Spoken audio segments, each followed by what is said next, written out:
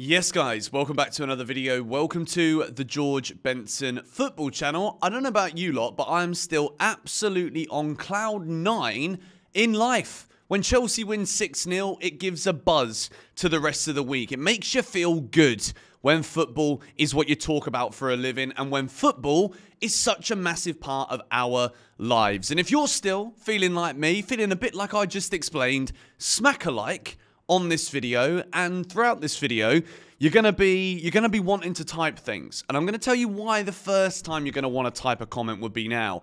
I'm gonna give some credit to Pochettino, but Benson, you can't keep flip-flopping, Benson. Look, you can. Football works like this. If Chelsea are winning, then like I always say, I want to be proved wrong. I want to be proved that Todd Boehly, Egbali, Clear Lake Capital not sacking Mauricio Pochettino, despite me saying on multiple occasions it's the right thing to do. I want to be proved that I was a moron. I want to be called an idiot. I want to have it thrown like a turd into my face. Well, I don't actually want that, but like, you know what I mean? I want Chelsea to win.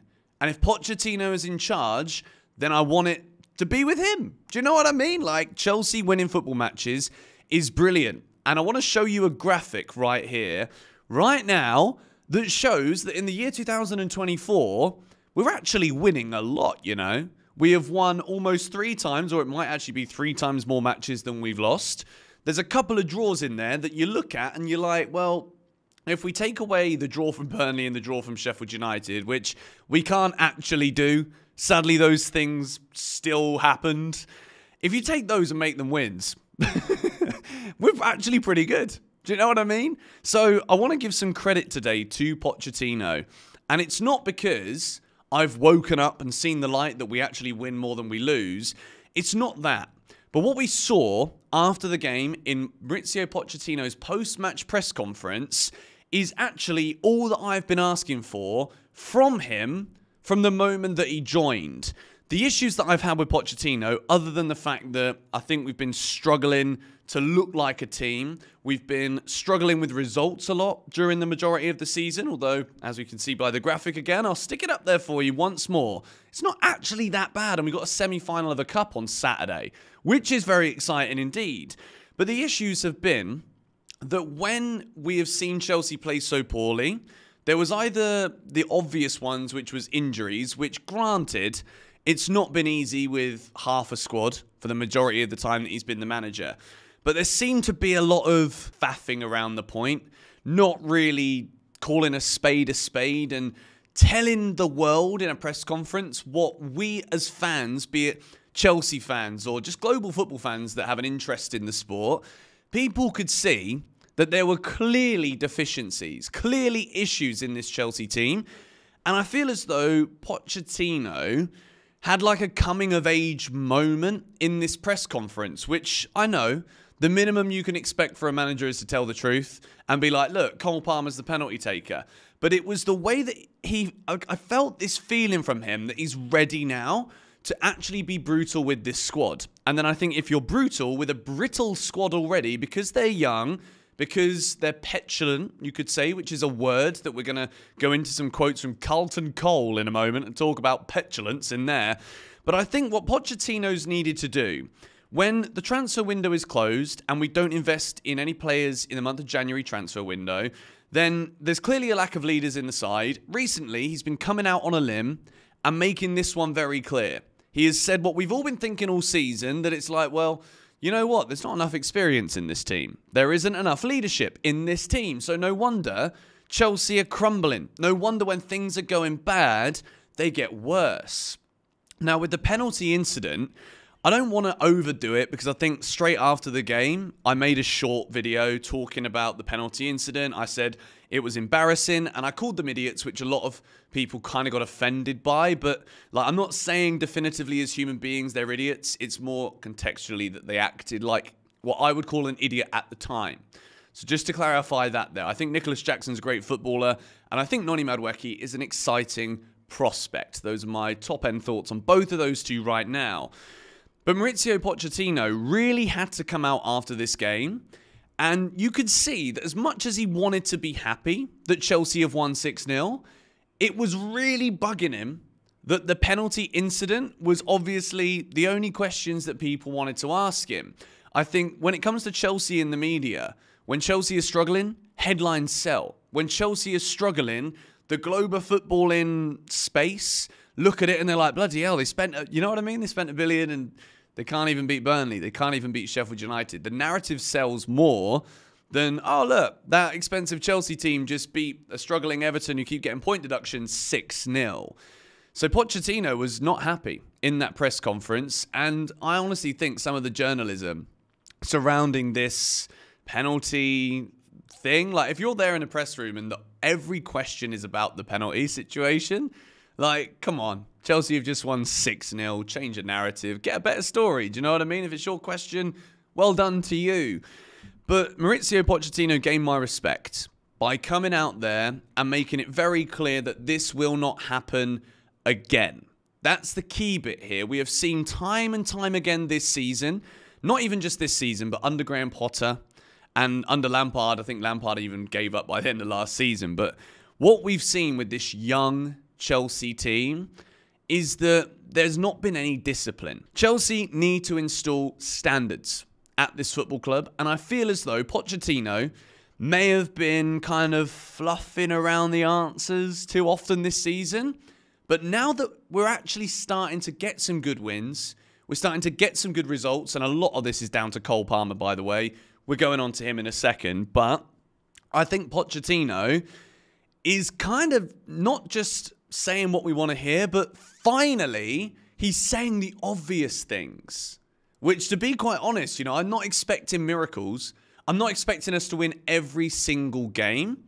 And when you look at these results again, I'll put them up on the screen again to remind us, this is the humble pie slice that I'm more than happy to eat right now.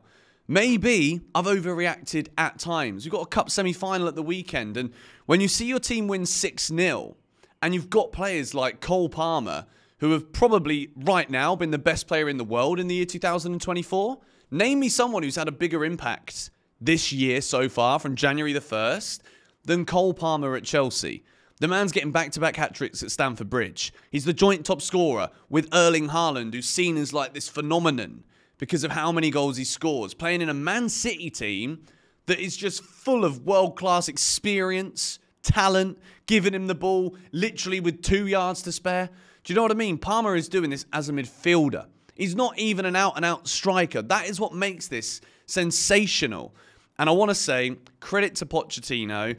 There's been comments from people like Carlton Cole saying it just shows Chelsea have petulant kids in that dressing room. They're not on the same page, are they? If you're on penalties, you're the taker. Nothing changes that. I fully expect us to not see this again, unless Cole Palmer isn't on the pitch, in which case, Madueke versus Jackson. UFC, who's winning that one? Boxing, who's winning that one? Your thoughts in the comments. But to finish off this video, I want to talk about Cole Palmer. I was watching the Man City treble documentary. I'm looking at those brilliant players. I'm looking at the amount of airtime that Erling Haaland gets, De Bruyne, and it's granted. You know, these players, they won a treble. Cole Palmer also was a treble winner last season. And I think as much as the narrative is focused on, well, Pep Guardiola must be regretting this one, shouldn't he? Look at the way that Cole Palmer holds himself. I think this is a point that goes under the radar. When Cole Palmer's there in an interview, he's not acting like a 21-year-old lad and being like, oh, I'm the top scorer in the Premier League. He's doing exactly what Erling Haaland was doing at Dortmund, at his time at Red Bull Salzburg. What Erling Haaland does at Man City is all because he knows he's a quality footballer. And I feel as though when you're in a Manchester City team that is so successful, you're picking up those medals, you're picking up those trophies, but deep down you know you've not actually been the defining reason as to why you own those medals, why you've achieved those things. And I think Cole Palmer has come to Chelsea not only with a chip on his shoulder to prove a point, because he never wanted to leave City in the first place, which I'm okay with, because if you're a Manchester lad, you're playing at Man City, you just want a treble, you believe in your ability. That's the thing about Cole Palmer. He's got this unwavering belief in his ability, and it's not like it's some kind of fluke where you can see from his interviews and his personality that it's not overwhelming.